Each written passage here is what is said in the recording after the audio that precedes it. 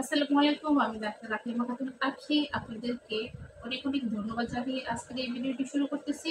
যে যেখান থেকে আমার এই ভিডিওটি দেখতেছেন লাইক কমেন্ট শেয়ার করবেন এবং আমার পেজটিকে ফলোতে রাখবেন। যারা ইউটিউব চ্যানেল থেকে দেখতেছেন আমার এই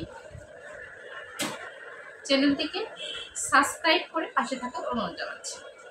আজকের ভিডিওটির মূল বিষয় হলো বাত ব্যথা। বাত ব্যথা, বিভিন্ন প্রকার বাত এবং বাতের হোমিওপ্যাথিক চিকিৎসা নিয়ে আপনাদের সাথে আজকের এই ভিডিওটি শেয়ার করতেছি। ভিডিওটি স্কিপ না করে সম্পূর্ণরূপে দেখার অনুরোধ রইল। ভিডিওটি দেখতে থাকুন।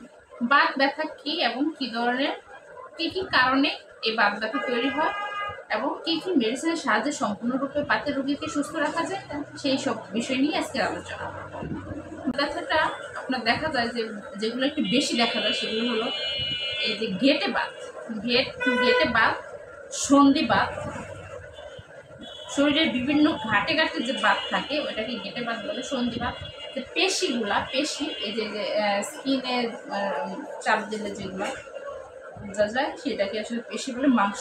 মাংসস্থলের এক ধরনের ব্যথা থাকে ওটাকে পেশি বাত বলা হয়। এই পেশি বাত, সন্ধি বাত, ঘেটে বাত, এই সকল বাত নিয়ে আজকে আলোচনা। বাতের ব্যথা নিয়ে আলোচনা, বাতের ব্যথার চিকিৎসা নিয়ে আলোচনা। বাত ব্যথা হওয়ার নির্দিষ্ট বয়স না থাকলেও একটু মধ্যম বয়সের পরে গিয়ে দেখা যায় বেশিরভাগ বাতের ব্যথা রোগীরা ভুগে থাকে এবং বিভিন্ন রোগের সাথে বাতের ব্যথা যুক্ত থাকতে পারে।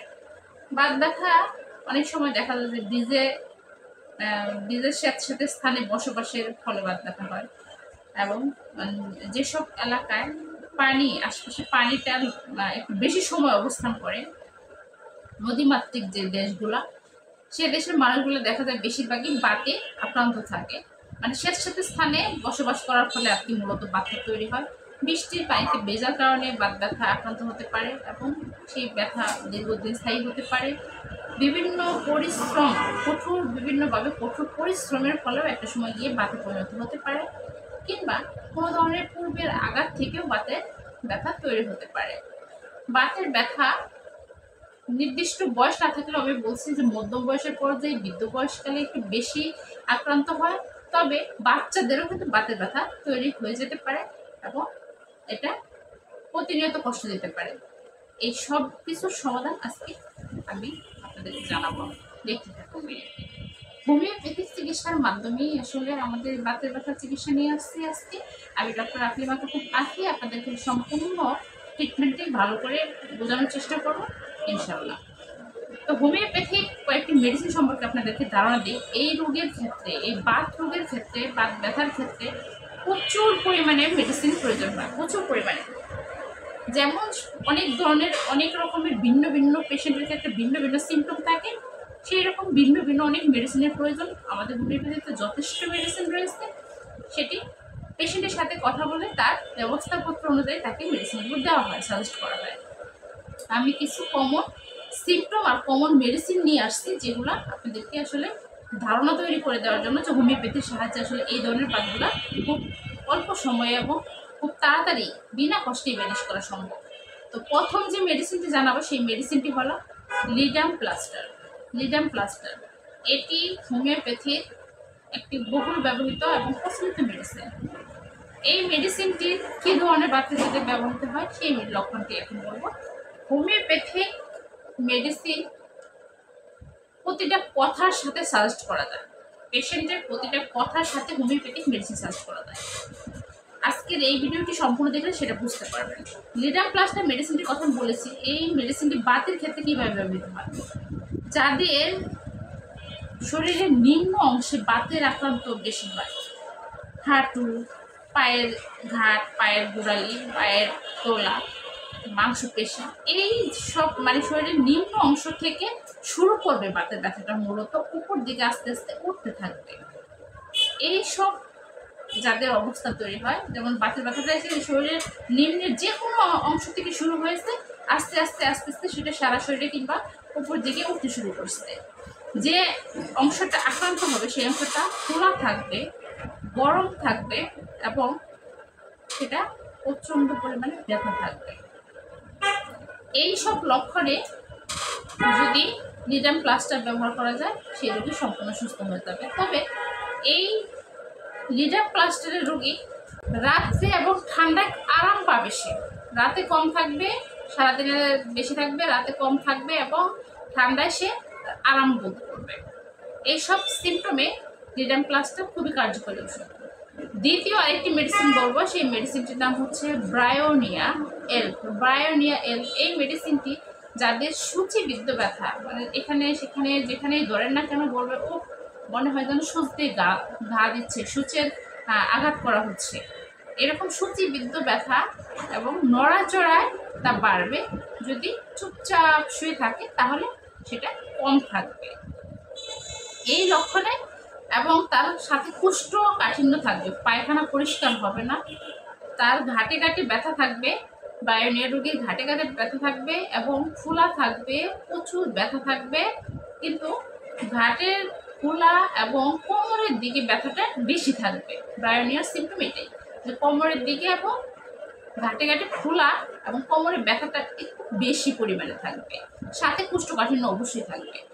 সূচিবিদ্ধ ব্যথা কথা যদি বলা হয় কি ধরনের ব্যথা, তখন বলবে মনে হয় সূচ ফুটাইতেছে। এই ধরনের ব্যথায় ব্রায়োনিয়া খুব কার্যকরী একটি মেডিসিন।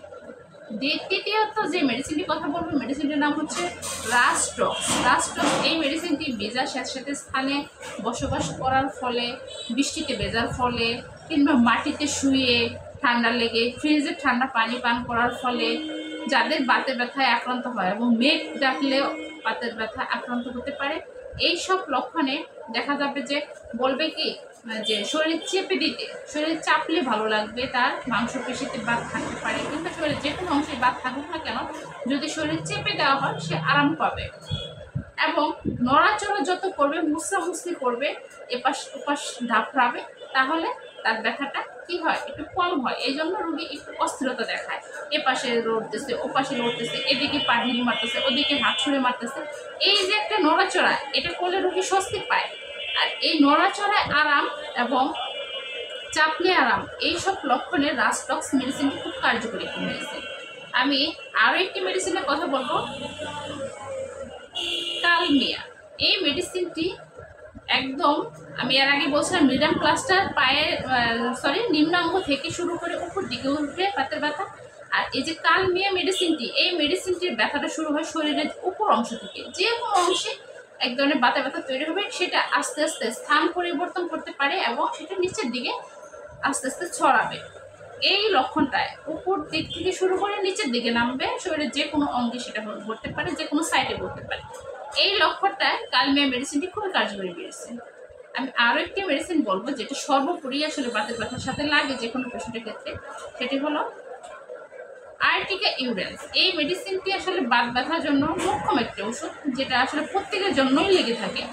এই মেডিসিনটি শরীরের যে কোনো অংশে বাত হোক না কেন, সেটা আপনার ঘাট ফোলা থাকে, উত্তপ্ত থাকে এবং শরীরে জয়েন্টে জয়েন্টে যে ব্যথাগুলো থাকে, এই ব্যথাগুলো নিরসন করার জন্য আর্টিকা এই ইউরেন্স মেডিসিনটি খুবই চমৎকার একটি মেডিসিন। মানে এক কথায় বাতের রোগীর নাম শুনলেই হোমিওপ্যাথিক ডক্টররা আগে মাথায় আনেন এই আর্টিকা মেডিসিনটি, তারপরে সিম্পটম ওয়াইজ তার সাথে আরও 2টি মেডিসিন অ্যাড হতে পারে। তো এই আর্টিকা মেডিসিনটি বাত রোগের জন্য খুব উৎকৃষ্ট মেডিসিন। আপনাদের প্রত্যেকের বাত রোগের জন্যই এটা আপনারা খেতে পারেন। যদি বাতের রোগী হয়ে থাকে তাহলে আর্টিকা ইউরেন্স সেবন করতে পারবেন নিশ্চিন্ত। তার সাথে আমি বায়োকেমিক 2টি মেডিসিনের কথা আমি জানিয়ে দেব, ম্যাগনেসিয়া ফস আর হলো ফেরাম ফস। এই 2টি মেডিসিন একত্রে ইউজ করা সম্ভব। যদি ম্যাগনেসিয়া ফস ইউজ করতে হয় তাহলে তার শরীরে অনেক বেশি ব্যথা, তীব্র বাতের ব্যথায় ম্যাগনেসিয়া ফস যদি নিম্ন শক্তির দিকে বায়োকেমিক ট্যাবলেটগুলো যদি ইউজ করানো যায়, তাহলে তার ব্যথাটা অতি দ্রুত এবং অল্প সময়ের মধ্যে চলে যাবে। ম্যাগনেসিয়া ফস মেডিসিনটির ব্যথাটা কালিয়ে নেয়, একেবারে হাড় গুড় মনে হয় ভিতর থেকে সব ভেঙে চলে যাচ্ছে, প্রচণ্ড লেভেলের ব্যথা। কিন্তু খুব বেশি বাতের ব্যথা রোগীদের জন্য ম্যাগনেসিয়া ফস মেডিসিনটি ব্যবহার করা হয়।